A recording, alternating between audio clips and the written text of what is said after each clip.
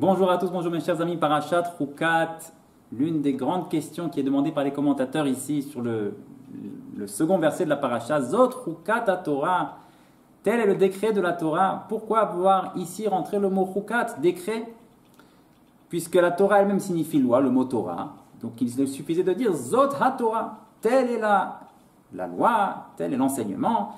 Achat Siva Hashem, que Hashem a ordonné de faire la vache rousse. Pourquoi avoir ajouté ce mot superflu de Chukat à Torah? Tel est le décret de la Torah. Et nous dit ici les commentateurs, et Rabbi Nathan de Breslev ici explique la chose plus en longueur. Le mot Chukat, Chok, fait référence à une loi qui n'a pas d'explication.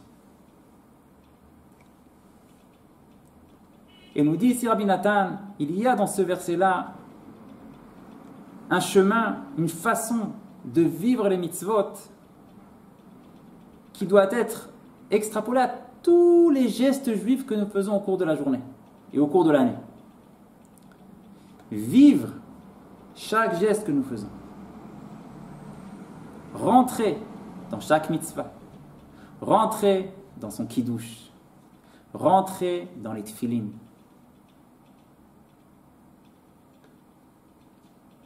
Pas pour telle raison, parce qu'on a compris ce que représente les tefillin, ce que représente le kiddush, ce que représente la pudeur pour une dame, pour un homme aussi. C'est aussi une mitzvah d'être pudique pour un homme. Non. Nous dit ici, la Torah nous dit ici à Kadosh Baruch Hu, la porte d'entrée dans chaque geste juif que tu accompliras à partir de maintenant doit être une et une seule. Sans raison, pour donner satisfaction à Hachem. C'est là l'unique porte d'entrée.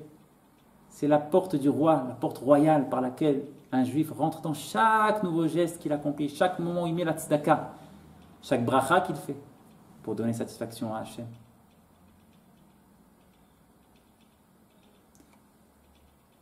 C'est vrai que nous étudions, nous apprenons, oui, des raisons. Mais nous dit Rabbi Nathan, sache que les mitzvot d'Hachem sont unis avec lui. La volonté d'une personne, elle est un avec lui. Les mitzvot d'Hachem sont un avec lui. Au même titre qu'Hachem est infini, infini. Au même titre aussi, les mitzvot qu'il a donnés sont infinis. Et le peu que tu comprends, le peu que tu saisis, ça n'est encore que la pointe de l'iceberg. Encore beaucoup, beaucoup plus profond.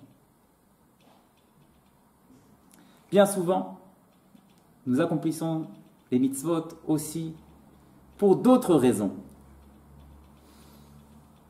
Parce que, souvenir d'enfance, ouais, quand j'étais enfant, on faisait comme ça. Quand j'étais enfant, j'étais habitué, on faisait le kiddush, je continue. On faisait Pessah comme si, je continue. On mettait la kippa, mon père mettait la kippa quand il rentrait à la maison, je la mets. On fait parfois les mitzvot pour des raisons d'identité, d'habitude.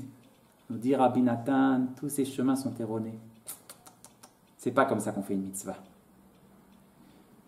On entre dans une mitzvah, dans un geste simple de halakha, avec une seule raison, donner satisfaction à Hachem. Et lorsque nous prenons avec nous ce chemin, simple, mais tellement haut, cette simplicité, nous explique Rabbi Nathan dans un autre endroit, elle fait monter la personne au niveau le plus haut de tous les mondes spirituels qu'Hachem a créés. Keter, le plus haut. Cette simplicité de pour toi. Sans raison. Cette simplicité, mes frères, c'est la plus grande joie qui puisse être au monde. La plus grande joie. Prendre le verre de kiddush et penser, Ribono Shel Olam, pour toi, pour te donner satisfaction. Et méditer que Akadosh Baruch Hu écoute le kiddush et reçoit satisfaction. Il lit ma pensée. Vivre ce moment-là où je fais ce que je dois faire. Il n'y a pas de plus grande joie que ça. La joie de savoir Je fais ce pourquoi je suis là, ce pourquoi je suis venu, je le fais. Akadosh Baruch Hu a satisfaction de moi. Pas de plus grande joie. Et celui qui vit les choses comme ça, oh, il est assoiffé. Doucement, doucement. Il prend soif. Encore un geste. Apprends-moi encore un geste. J'aimerais savoir. Des gestes tout simples. L'étude de la loi juive devient une histoire de rencontre. Comment trouver encore un point de rencontre dans ma journée? C'est des choses toutes simples. Une personne, par exemple, prend la douche. Prend la douche. Tout le monde prend la douche. Mais dans la loi juive, il est mentionné qu'il est bon de commencer d'abord par laver la tête, puis ensuite le corps, et lorsqu'on arrive au corps, commencer par la droite, et après par la gauche. Pourquoi? Dans un autre cadre. Mais lorsqu'une personne maintenant fait ça, se trouve dans sa douche, et commence à mettre l'eau sur la tête, pourquoi? Te donner satisfaction. Je sais que c'est ça que tu veux, je veux te donner satisfaction. Et il réalise à ce moment-là qu'Akadosh Baruch Hu le regarde et est satisfait. Akadosh Baruch Hu a vu sa pensée, je sais que c'est pour moi que tu le fais. Merci. Je suis heureux, satisfait de ce point d'union entre toi et moi. Tu as fait ma volonté. Tu as mis la douche sur la tête. Puis après, côté droit, la même chose pour toi.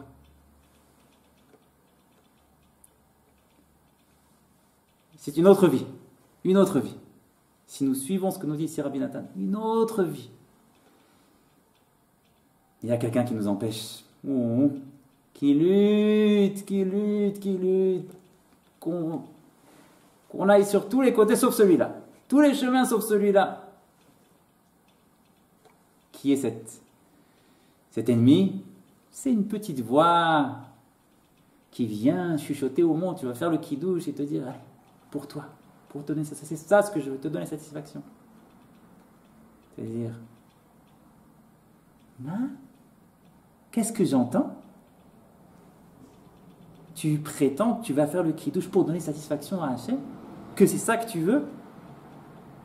Mais moi je sais dans 3 heures ce que tu as prévu.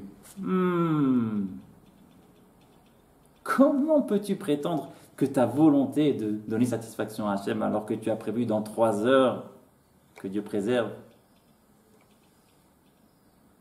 Qui tu trompes? À qui tu mens? Et voilà que cette voie-là, immédiatement, nous remet sur le bas-côté de la route et nous replonge dans notre sommeil. Et on revient à nos habitudes d'enfance. Et on revient à « mon père faisait comme ça, moi aussi ».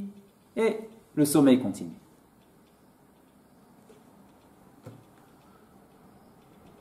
Et là vient Rabbi Nachman de Breslev et nous dit, mon fils, mon frère, premier chapitre du Likutei Moharan, sache que le mauvais penchant s'habille toujours en habit blanc, dit Rabbi Nachman de Breslev. Littéralement, il se présente à la personne sous forme d'ange blanc, voulant dire par là que le mauvais penchant toujours se présente à la personne sous des habits de vérité. Comme ici.